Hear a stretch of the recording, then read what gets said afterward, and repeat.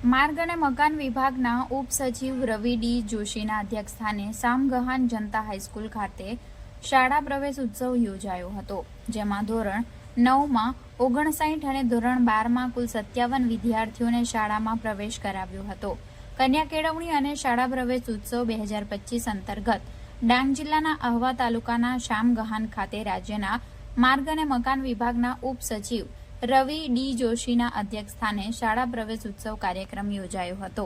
શામગહાન સ્થિત જનતા હાઈસ્કૂલ ખાતે ઉપસચિવે માધ્યમિક અને ઉચ્ચતર માધ્યમિકના વિદ્યાર્થીઓને શાળા પ્રવેશ ઉત્સવ કરાવ્યો હતો, જેમાં ધોરણ 9માં 59 અને ધોરણ 12માં કુલ 57 વિદ્યાર્થીઓનું નામાંકન કરાવ્યું હતું.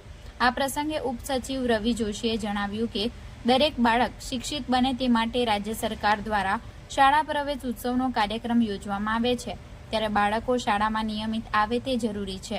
સાથે જ બાળકોના શાળા ભવિષ્ય માટે શિક્ષકોની સાથે સાથે વાલીઓએ પણ બાળકોના શિક્ષણ પ્રત્યે સજાગ રહેવું જોઈએ.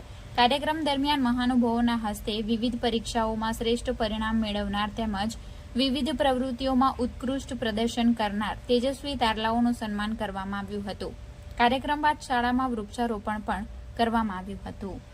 મહોત્સવમાં તમે પ્રવેશ લીધો છે.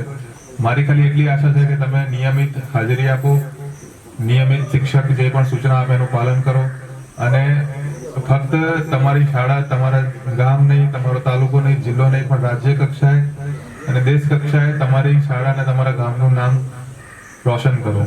તમારામાંથી કેટલાય વિદ્યાર્થીઓ છે જેમને કંઈક બનવાનું સ્વપ્ન હશે. આમાંથી કેટલાકને ડોક્ટર બનવું હશે, કેટલાને એન્જિનિયર, કેટલાને સરકારી અધિકારી બનવું હશે, તો કેટલાકને વિદેશ પણ જવું હશે.